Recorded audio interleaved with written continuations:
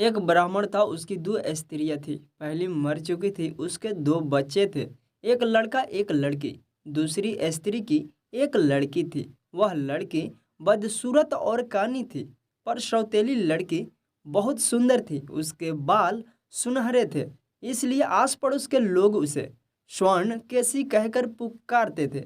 उसकी माँ मर चुकी थी, इसलिए सौतेली माँ का व्यवहार उन दोनों भाई बहनों के प्रति बहुत बुरा था। स्वर्ण केसी के भाई को तो उसने मार मार कर भगा दिया था। स्वर्ण केसी को भी वह चैन से नहीं रहने देती थी। उसने एक मेंढा पाल रखा था। स्वर्ण केसी को रोज मेंढा चराने के लिए भेज देती, लेकिन उसकी अपनी लड़की मौज मारती। स्वर्ण केसी सौतेली माँ के इस व्यवहार को समझती थी। प्यार तो दूर रहा, सौतेली माँ उसे भरपेट खाना भी नहीं देती। कभी स्वर्ण केसी सोचती, मेरी माँ जिंदा होती तो, और उसकी आंखों में आंसू आ जाते। एक दिन वह यूं ही रो रही थी कि मेंढे ने उसे देख लिया। उसने पूछा, तू रोती क्यों है बहन? अपने दुर्भाग्य पर। वह और भी रोने लगी। मेरी सौतेली माँ मुझे प्यार नहीं करती, अपनी बेटी को खाना देती है, मुझे नहीं देती। कोई बात नहीं, मेंढा बोला, जैसे कि पहले से ही वह बात समझता हो। मेरा कहा मानो, उस पेड़ की जड़ को खोदो, नीचे एक डंडा मिलेगा, उस डंडे से मेरे सींग पर चोट करो। स्वर्ण किसी को समझ में नहीं आया, पर मेंढे ने बाध्य किया। आखिर उसने पेड़ के नीचे खोदना शुरू किया। डंडा मिला। एक चोट मेंढे के सींग पर मारी तो फल, मेवे, मिठाइयाँ आदि कई खाने की चीजें निकली। स्वर्ण केसी ने खूब छक कर खाया। बस तब से वह रोज ऐसा ही करती और खूब खुश रहने लगी। फिर तो वह कुछ कुछ तंदुरुस्त भी होने लगी, रूप भी निखरने लगा। एक दिन उसकी सौतेली माँ ने सोचा, बात क्या है, मैं इसे खाने को भी नहीं देती, इससे इतना काम भी लेती हूँ, फिर भी यह इतनी मोटी होती जा रही है। फिर उसने अपनी लड़की को बुलाया और बोली, तुझे क्या हो रहा है? कितना खिलाती हूँ, फिर भी तू मरने को होती जा रही है। स्वर्ण केसी को देख। और दूसरे दिन से उसने अपनी बेटी को भी उसके साथ लगा दिया और समझा दिया कि मालूम करना कि वह क्या खाती है और क्या करती है। स्वर्ण केसी सब समझती थी। सौतेली बहन हर वक्त साथ रहती, इसलिए मेंढे के पास जाने की उसे हिम्मत ना पड़ती थी, शिकायत का डर जो था। फिर 3-4 दिन ऐसे ही बीत गए। आखिर जब एक दिन भूख ने उसे बहुत सताया तो स्वर्ण केसी ने सौतेली बहन को टालने की बहुत कोशिश की और एक बार किसी बहाने उसे दूर भेज ही दिया। वह चली तो गई, पर थी बहुत होशियार, आखिर उसके पीछे ही लगी रही। उसने स्वर्ण केसी को मेंढे के सींग पर डंडा मारते और मिठाई खाते देख लिया। लौटते ही बोली, केसी दीदी, तू क्या खा रही है? मुझे भी देना। केसी ने थोड़ी मिठाई उसे भी दे दी। संध्या को दोनों बहनें घर लौटी। माँ ने हमेशा की तरह अपनी बेटी से पूछा, कुछ मालूम हुआ? हाँ माँ, बेटी तो पहले से ही कहने को तैयार थी। बोली, केसी मिठाई खाती है, और उसने सारी बात बता दी कि किस प्रकार मेंढे के सींग पर डंडा मारकर वह मिठाइयाँ खाती है। सौतेली माँ मेंढे पर बिगड़ी, उसे जिंदा नहीं छोड़ूंगी। उसकी बेटी इस पर बहुत खुश हुई। स्वर्ण केसी तभी से उदास रहने लगी। वह मेंढे को सदा की भांति चराने तो ले गई, पर दिन भर पेड़ के नीचे बैठी रोती रही। उस दिन उसने मिठाई नहीं खाई। मेंढे ने उससे पूछा, तू उदास क्यों है बहन? स्वर्ण केसी बोली, भैया, मैं अभागन हूँ। सौतेली माँ को सब कुछ मालूम हो गया है, वह तुम्हें मार डालना चाहती है। मेंढे ने कहा, मारने दो केसी, तेरे लिए मैं तब भी नहीं मरूंगा। यह सब मेरा मांस खाएंगे, पर तू ना खाना। तू मेरी हड्डियां उठाकर एक जगह पर गाड़ देना। जब किसी चीज की जरूरत हो उसे खोदना, तेरी मनचाही चीज तुझे मिल जाएगी। मेंढा मारा गया। स्वर्ण केसी ने वैसा ही किया। अब उसकी जिंदगी और भी बुरी हो गई। पहले तो वह मेंढे के साथ वन में जाकर मन बहला लेती थी, अब उसे घर में ही काम करने पड़ते थे। खाने पीने का भी वही हाल था। रो रो कर अब उसके दिन बीतते थे। उसका कोई अपना ना था। उसकी सौतेली माँ और बहन तो मजे से बैठी रहती थी और उसको कोई ना कोई काम दे दिया जाता था। एक दिन की बात है, पास ही शहर में मेला लगा। दोनों माँ बेटी सज कर मेले में चल दी, किंतु केसी के लिए खूब सारे चावलों में कंकड़ मिलाकर साफ करने को छोड़ गई।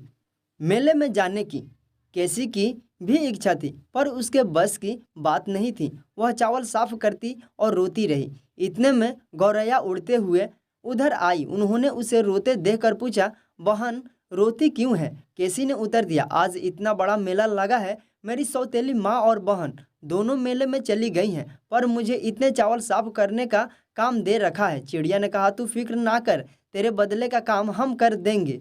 चिड़ियों का झुंड कंकड़ अलग करने लगा। स्वर्णकेशी मेले में जाने को तैयार हुई, पर उसके पास अच्छे कपड़े ना थे। तभी उसे मेंढे का कहा याद आया। वह दौड़ती हुई गड्ढे के पास गई, खोदा तो उसमें से सुंदर सुंदर कपड़े, गहने, सोने के जूते और एक घोड़ा निकला। केसी ने जी भरकर श्रृंगार किया और घोड़े पर बैठकर मेले में चल दी। वहां का राजकुमार भी उसी मेले में आया हुआ था। उसने स्वर्णकेशी को देखा तो उसकी कमल की पंखुड़ियों जैसी आंखें, गुलाब से गाल और सुनहरे बाल राजकुमार के हृदय पर छा गए। उसने अपने सिपाहियों को बुलाया और हुक्म दिया, मालूम करो यह लड़की कौन है, हम इससे ब्याह करेंगे। सिपाही दौड़े। केसी घबराई, सोचा कहीं इन्हें सौतेली माँ ने तो नहीं भेजा। उसने घोड़ा घर की ओर दौड़ाया, पर इसी बीच उसने सोने का एक जूता उसके पैर से छूट गया। सिपाही उसे तो नहीं पा सके, पर उसका एक जूता उठाकर वापस चले आए। राजकुमार ने उन्हें बहुत डांटा और फिर हुक्म दिया, जाओ सारे नगर में घूमो, जिसके पैर में यह जूता ठीक है उसी के साथ मेरी शादी होगी। सिपाही जूता लेकर चल पड़े। वह घर घर में जाते और जूता हर लड़की के पैर में पहनाते, पर वह किसी के पैर में ठीक ही नहीं आता। स्वर्णकेशी के घर में भी सिपाही पहुंचे। सौतेली माँ ने अपनी बेटी के पैरों में जूता पहनवाया, पर वह उसके पैरों में ही नहीं आया। केसी को जानबूझकर जूता नहीं पहनवाया, पर सिपाहियों ने उसे देख लिया। उन्होंने कहा, इसे भी पहनवाओ।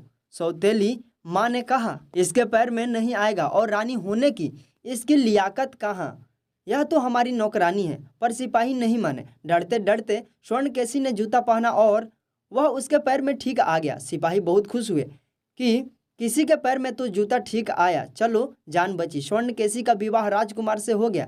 सौतेली माँ कूढ़ कर रह गई, फिर भी उसे चैन ना मिला। वह हर रोज उसे मारने के उपाय सोचती रहती। आखिर उसने अपनी बेटी को पटी पढ़ानी शुरू कर दी और एक दिन केसी को संदेश भेजा कि मुझे और तेरी छोटी बहन को तेरी याद सता रही है, एक बार मिलने आ जा। स्नेहवश केसी मायके आई। अब की बार सौतेली माँ उससे विशेष प्रेम दिखाने लगी। उसकी बेटी भी हमेशा केसी के पीछे पीछे लगी रहती, उसकी बड़ाई करती और उसे फुसलाती। एक दिन वे साथ साथ घूमने निकले। रास्ते में एक तालाब था, दोनों वहां बैठ गई। फिर बातों ही बातों में सौतेली माँ की लड़की ने कहा, केसी दीदी तू कितनी सुंदर है, जरा पानी में अपनी परछाई तो देख, तू कैसी लग रही है, जैसे आकाश में चंदा। केसी मुस्कुराई, मालूम हुआ जैसे फूल चढ़े हो। सौतेली माँ की लड़की बोली, ये कपड़े ये गहने तुझ पर कैसे सुहाते हैं, जरा मुझे दे दीदी, तू मेरे कपड़े पहन ले और मैं तेरे देखूं मैं कैसी लगती हूँ। इसे विनोद मात्र समझकर केसी ने अपने कपड़े उसे पहना दिए। उसके कपड़े खुद पहन लिए। सौतेली बहन फिर भी सुंदर नहीं लग रही थी। केसी के लिए सौंदर्य की क्या कमी थी। उसने कहा, केसी दीदी तू मेरे कपड़ों में भी कितनी सुंदर लग रही है, जरा देख तो पानी में अपनी सूरत। स्वर्णकेशी पानी में परछाई देखने के लिए जैसे ही झुकी, पीछे से सौतेली माँ की बेटी ने उसे धक्का देकर डुबो दिया और खुद राजमहल में चली आई जैसे वह ही स्वर्णकेशी हो। वह वहां घूंघट निकाल कर बैठ गई। राजकुमार ने देखा तो ताजुब में पड़ गया। बोला, तू बोलती क्यों नहीं केसी, रूठी सी क्यों बैठी है? पर कुछ उत्तर ना मिला, केवल वह कुछ क्षणों तक सकपकाती रही। राजकुमार को संदेह हुआ तो उसने घूंघट खींचा। एक दूसरी ही शक्ल दिखाई दी। कुछ देर तक वह भ्रम में पड़ा रहा। उसने पूछा, तू काली कैसे हो गई केसी? उत्तर मिला, धूप सेकने से। फिर राजकुमार ने उसकी कानी आंख देखी तो पूछा, और आंख में क्या हुआ? कौवे ने चोंच मार दी। राजकुमार सारी बात भाप गया। उसने उसे खूब पीटा और पूछा, बता स्वर्णकेशी कहाँ है? आखिर उसने सारा भेद बता दिया। राजकुमार ने स्वर्णकेशी की खोज में जगह जगह सिपाही भेजे। उन्होंने उसे ताल के किनारे बेहोश पड़ा पाया। सिपाही उसे उठाकर राजमहल में ले आए। दवा दारू हुई और केसी ठीक हो गई। राजकुमार ने राजधानी में खूब खुशियां मनाई। इसी बीच स्वर्णकेशी का भाई ताल के पास पानी पीने गया। उसने पानी में हाथ डाला तो हाथ में सोने के बाल आए। उसने बाल देखे तो वर्षा की याद ताज़ा हो उठी। ये बाल तो मेरी बहन के जैसे हैं। उसने सोचा, ये यहाँ कहाँ से आई? कहीं वह मर तो नहीं गई। वह बहन की याद में बावला हो उठा। रोता कल पाता सौतेली माँ के पास गया और बोला, मेरी बहन कहाँ है? सौतेली माँ ने जवाब दिया, मर गई। भाई को विश्वास आ गया। उसने मेंढक की खाल की डपली बनाई और उसे बजाते हुए जगह जगह बहन के वियोग में गाना गाने लगा। मेंढक मार कर मैंने डफली बनाई, अपनी बहन स्वर्ण केसी को जहाँ जाकर देखूं वह गली गली कूचे गाता। फिर एक दिन वह बहन के राजमहल के पास से इसी तरह गाता हुआ गुजरा। बहन ने भाई की आवाज़ पहचान ली। उसने उसे लेने के लिए बांदी भेजी। बांदी ने कहा, रानी ने बुलाया है। भाई बोला, मुझे क्यों ले जाते हो? मैंने किसी का क्या बिगाड़ा है? खैर, उसे पकड़कर लाया गया। भाई ने बहन को देखा, बहन ने भाई को, और दोनों एक दूसरे के गले लग गए। राजकुमार इस मिलन से बड़ा प्रसन्न हुआ। उसने स्वर्ण केसी के भाई को उसी दिन से अपना मंत्री बना लिया और वे प्रेम से रहने लगे। ये कहानी आपको कैसी लगी कमेंट करके बताएं और ऐसी कहानियाँ सुनने के लिए हमारे चैनल को सब्सक्राइब करें। थैंक यू दोस्तों।